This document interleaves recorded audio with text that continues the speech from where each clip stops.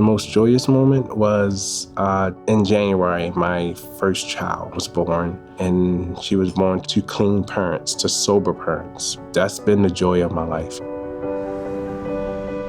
I was an intravenous drug user. My drug of choice was primarily opiates. I dibbled and dabbled with some of the more gateway drugs like alcohol, marijuana, things of that nature. But for the most part, I was an IV opiate user at the end. I used for about 27 years. The IV or the intravenous part was maybe the last 5 years or so.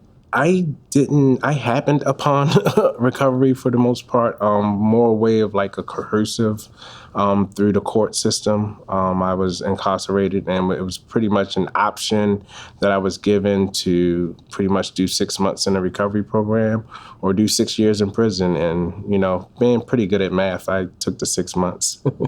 And once I got there, I started just pretty much obeying the rules, was tired of the pain that I've been bringing on myself.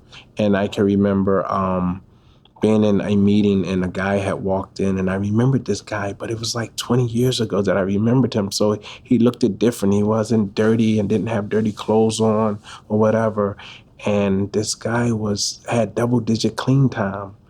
And when I can remember saying to someone that was sitting next to me, like, if he can do it, I know I can do it, and the guy said, you've been doing it, you have almost 2 years, and it was one of those situations where to see someone that was in active use at the same time that I was, to get himself together and be a role model of recovery. One day I was actually at a support group for my own self-care in my own recovery process. And a lady was sitting in the front, and I was at this meeting. I was the speaker, and I was just sharing my story, my experience, my strengths, and my hopes of my pathway.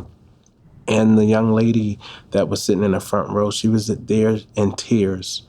And when we opened the meeting up for her to speak, she quickly raised her hand and just started telling this story about she was feeling hopeless, she was homeless, she was using substances, and she was at her wit's end. She was almost suicidal. And she said she was just walking, and she seen the red sign that said emergency room. And then she said she went in there, and it was a holiday. And I wasn't working, but I had stopped in there, and the nurse asked, could I talk to her? And she said, it was you. She said, it was you. You stopped on your day off that you just came in on a holiday, and you stopped, and you not only helped me to treatment, but you made sure I had transportation to go to a treatment facility. And at that time, she had 9 months of continued sobriety. So I think for someone to stop what they're doing and help you and assist you, it gives you hope and something to aspire to, especially when they can say, hey, I've been where you've been, or I am you. The only difference between me and you is that I didn't use today, and you can make those same decisions and choices. Being a person a returning citizen, being a person that have experience with active use, the stigmas are still there, especially in different organizations and different career settings. It's still there how a person that's in long-term recovery, or a person that has committed crimes in the past, how, we're still perceived or viewed a certain way. So that has been a hurdle at times, but I also eventually found organizations that was ex-offender friendly, and that's friendly to people that's in long-term recovery. I believe working in the hospital that I helped change the culture there. Me and the team of peer recovery specialists that worked with me, I believe we helped change the culture there in the emergency department, where at one time when people came in that was experiencing or living with substance use disorder, they would get a sheet of paper and say, hey, go find these programs, or this is where your help is. Now it's like, now that peer recovery specialists are in the hospital, I see that the doctors and the nurses and the med techs, like, they come look for us. Like, this person has reported substance use. Can you see if you can help them?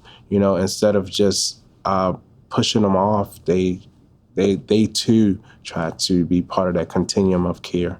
And that's pretty much what peer recovery coaching is, because even when you punch out, you'll see people that are experiencing substance use at Walmart or at the gas station, and you'll stop and you'll support their effort towards change.